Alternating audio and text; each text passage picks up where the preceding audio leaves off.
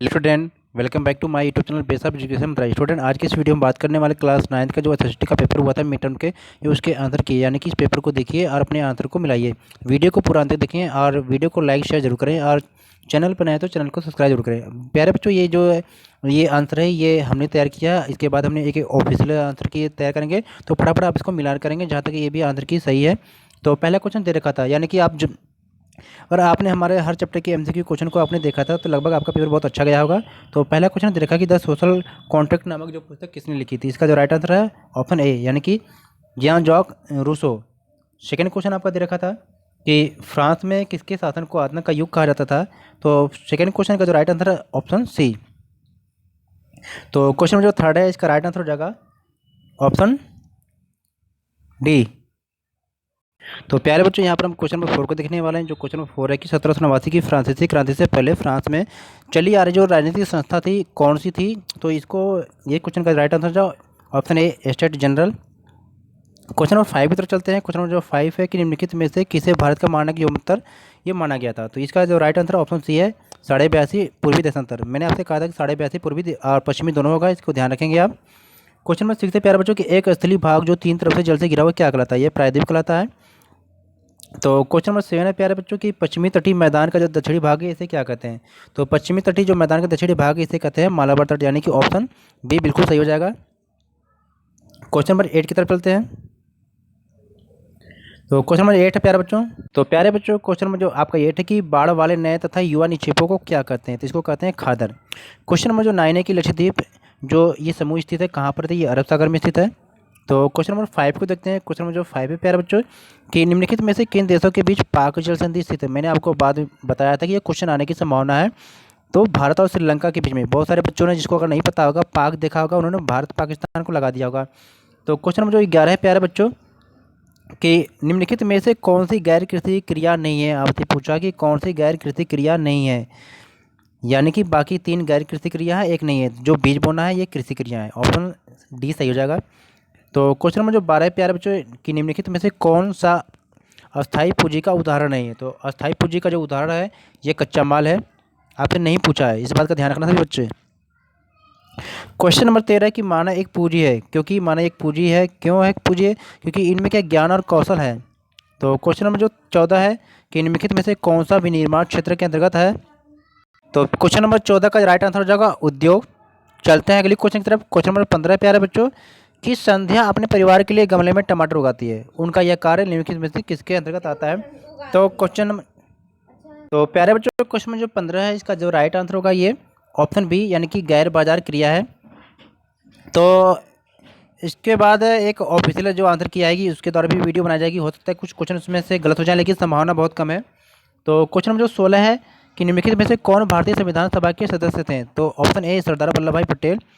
और question number 17 प्यारे बच्चों की भारतीय संविधान स्वतंत्रता आंदोलन के दौरान डैश हमारे की अभिव्यक्ति है। तो ऑप्शन सी सही हो जाएगा, यानी कि आदर्शों की अभिव्यक्ति है।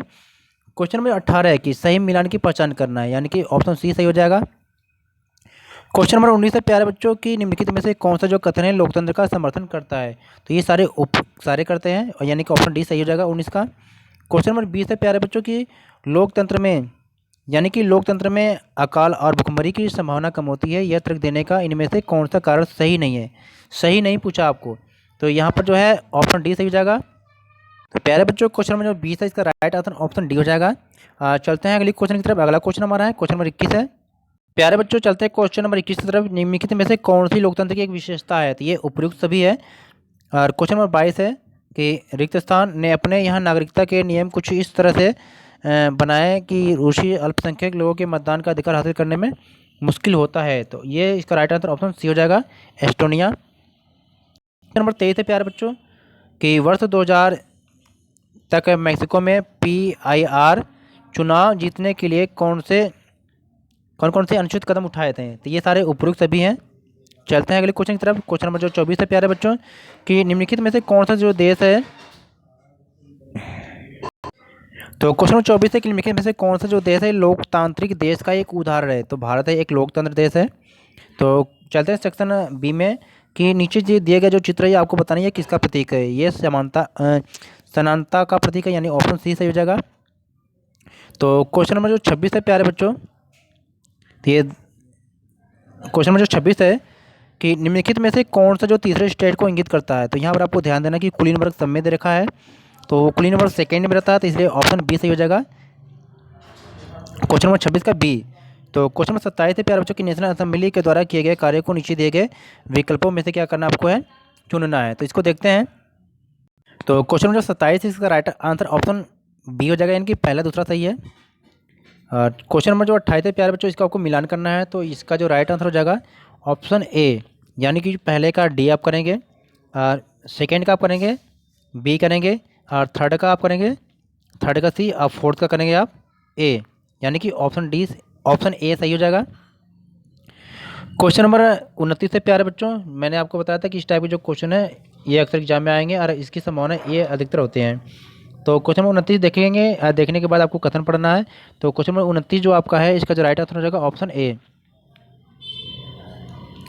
तो क्वेश्चन नंबर 30 को देखते हैं फटाफट। क्वेश्चन नंबर जो 30 है, इसका भी जो राइट आंसर हो जाएगा, क्वेश्चन नंबर जो 30 है, इसका राइट आंसर हो जाएगा ऑप्शन बी। चलते हैं अगली क्वेश्चन की तरफ। क्वेश्चन नंबर जो 31 है, इसका जो राइट आंसर हो जाएगा ऑप्शन सी, यानी पूछा कि कौन सी जो राज्य है सीमा जो नेपाल से नहीं मिलती है, बाकी उत्तराखंड, बिहार, उत्तर प्रदेश की मिलता है, और मध्य प्रदेश की नहीं मिलती है। तो 31 का सी सही हो जाएगा। तो क्वेश्चन नंबर 32 की तरफ चलते हैं। तो प्यारे बच्चों क्वेश्चन नंबर जो 32 है कि पश्चिमी तटीय मैदान का उत्तरी भाग क्या कहलाता है। तो पश्चिमी तटीय मैदान का जो उत्तरी भाग है ये कोंकण कहलाता है, ऑप्शन बी सही हो जाएगा। तो क्वेश्चन नंबर जो 33 है प्यारे बच्चों कि निम्नलिखित में से गलत कथन की पहचान करना है। जो निम्नलिखित में से गलत कथन है ये क्या है कि ऑप्शन सी सही हो जाएगा, क्योंकि ये 82.5 जो पूर्वी देशांतर है ये गुजरात से नहीं उत्तर प्रदेश से गुजरती है। तो क्वेश्चन नंबर जो 34 है प्यारे बच्चों, क्वेश्चन नंबर जो 34 है, इसमें से क्या है गलत कथन की पहचान करना है। तो ऑप्शन बी सही हो जाएगा, यानी कि मालदीव के भारत के पूर्व में नहीं पश्चिम में है। और क्वेश्चन नंबर 35 से प्यारे बच्चों की दिए गए कथन को आपको पढ़ना है और सही विकल्प का आपको चयन करना है। तो भारत के तो उत्तरी मैदान का जो सघन जनसंख्या वाला जो क्षेत्र है, इसका मतलब सघन होने का कारण क्या है, तो उसका अगर देखा जाए तो उसका जो आंसर हो जाएगा ऑप्शन डी सही जगह, यानी कि पहला दूसरा तीसरा सही जगह। तो क्वेश्चन नंबर 36 है प्यारे बच्चों कि आपको बताना है जो क्वेश्चन नंबर 36 है इसमें कौन सा राइट आंसर होगा। तो ये जो विशेषता बताई गई है ये ऑप्शन डी की है, भारतीय मरुस्थल की। चलो कभी तो प्यारे बच्चों क्वेश्चन नंबर 37 को हम देखते हैं। तो 37 क्वेश्चन है आज जो इसका राइट आंसर हो जाएगा यहाँ पर देखना, क्वेश्चन नंबर 37 का जो राइट आंसर ऑप्शन ए हो जाएगा, यानी कि जो कारण कथन दोनों की व्याख्या करता है क्योंकि दोनों कथन सही है। तो क्वेश्चन नंबर 38 है प्यारे बच्चों, क्वेश्चन नंबर जो 38 है, तो इसमें क्या है कि जो आपका जो राइट आंसर हो जाएगा 38 का डी हो जाएगा।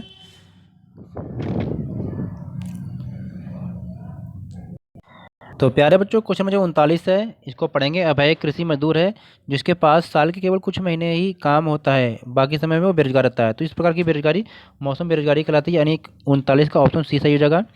तो क्वेश्चन नंबर 40 से निम्नलिखित में से कौन सा बेरोजगारी का प्रभाव नहीं है। बेरोजगारी का प्रभाव नहीं पूछा आपसे, तो ये क्या है कुपोषण में वृद्धि, ऑप्शन डी सही हो जाएगा। क्वेश्चन नंबर 41 है प्यारे बच्चों की निम्नलिखित को पढ़ने के बाद आपको बताना है कि यह परिभाषा किसके द्वारा है। तो शासन का जो प्रमुख होता है ये लोगों को द्वारा चुना हुआ व्यक्ति होगा, न कि किसी वंश या खानदान से। तो ये गणराज्य के बारे में कहा गया है, यानी कि ऑप्शन बी सही हो जाएगा। तो क्वेश्चन नंबर जो 42 है ये है, अब इसको पढ़ने के बाद जवाहरलाल नेहरू का कुछ भाषण के अंश हैं, फिर इसमें पढ़ने के बाद आपको क्वेश्चन का आंसर देना है। तो जवाहरलाल नेहरू ने के अनुसार भारत की सेवा क्या है। तो इसको पढ़ने के बाद आपको पता लगा कि ये उपयुक्त सभी है, यानी कि ऑप्शन डी, क्वेश्चन नंबर 42 का ऑप्शन डी सही हो जाएगा। क्वेश्चन नंबर जो 43 है प्यारे बच्चों की हमें संविधान की आवश्यकता क्यों होती है। तो क्वेश्चन नंबर जो 43 है इसको पढ़ने के बाद आपको पता चलेगा कि इसका आंसर क्या होगा। तो यानी कि पहला दूसरा तीसरा यानी कि सभी कथन सही है, तो इसलिए क्या है ऑप्शन डी सही हो जाएगा, यानी कि 43 का ऑप्शन डी। क्वेश्चन नंबर 44 है कि निम्नलिखित कथन को आपको पढ़ना है, फिर पढ़ने के बाद आपको क्या करना है कि संविधान सभा के संदर्भ में जो असत्य कथन है इसको आपको बताना है। तो इसका जो कथन जो है ये ऑप्शन डी सही हो जाएगा, यानी कि संविधान सभा में भारतीयों का प्रतिनिधित्व था, इसलिए आपसे गलत कथन पूछा गया है। तो क्वेश्चन नंबर जो 45 है इसको देखते हैं कि क्वेश्चन नंबर जो 45 है कि निम्नलिखित कथन जो है भारतीय संविधान सभा के संदर्भ में कौन सा सही है। तो ये सभी सही है, यानी कि ऑप्शन डी सही हो जाएगा 45 का। तो क्वेश्चन नंबर 46 है, तो इसको क्या स्टेटमेंट आपको पढ़ना है, कथन पढ़ना है, फिर बताना कि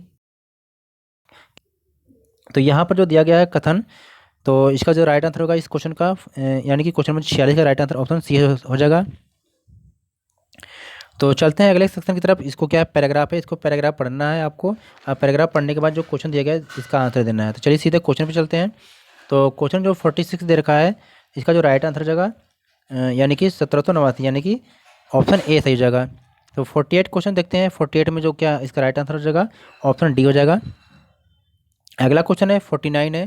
तो 49 को होगा जो क्वेश्चन है 49 है, इसको पढ़ने के बाद आपको बताना है कि प्रेस की स्वतंत्रता का अर्थ क्या है। तो इसमें से जो राइट आंसर हो जाएगा ऑप्शन डी हो जाएगा। ऑप्शन डी सही हो जाएगा यानी कि पहला और चौथा जो है ये सही हो जाएगा। क्वेश्चन 49 का right answer option D. Question number 50 है प्यारे बच्चों। यहाँ पर देखना कि क्वेश्चन नंबर जो 50 है इसका राइट आंसर क्या हो जाएगा। इसका राइट आंसर हो जाएगा ऑप्शन सी। क्वेश्चन 50 का क्वेश्चन नंबर 51 है प्यारे बच्चों कि इसको पढ़ने के बाद आप बताएंगे इसका राइट आंसर क्या होगा। तो इसका राइट आंसर होगा ऑप्शन सी। क्वेश्चन पढ़ेंगे तो वीडियो थोड़ी लंबी हो जाएगी, इसलिए आप क्वेश्चन को खुद पढ़ लेंगे प्यारे बच्चों। क्वेश्चन नंबर जो 52 है इसको देखेंगे स्वतंत्रता और न्याय के बारे में राजनीतिज्ञों और दार्शनिकों ने पांडित्यपूर्ण लेखन को समझने और उससे जुड़ने का एक तरीका था। तो ये क्वेश्चन नंबर जो 52 है इसका राइट आंसर ऑप्शन डी हो जाएगा यानी कि उपयुक्त सभी है। चलते हैं अगले क्वेश्चन की तरफ। अगला क्वेश्चन है, एक पैराग्राफ पढ़ेंगे आप। पैराग्राफ पढ़ने के बाद क्वेश्चन को देखेंगे, सीधे हम आंसर देखते हैं। तो क्वेश्चन नंबर जो 53 गेहूँ किस प्रकार की फसल है। तो गेहूँ जो है एक रबी फसल है।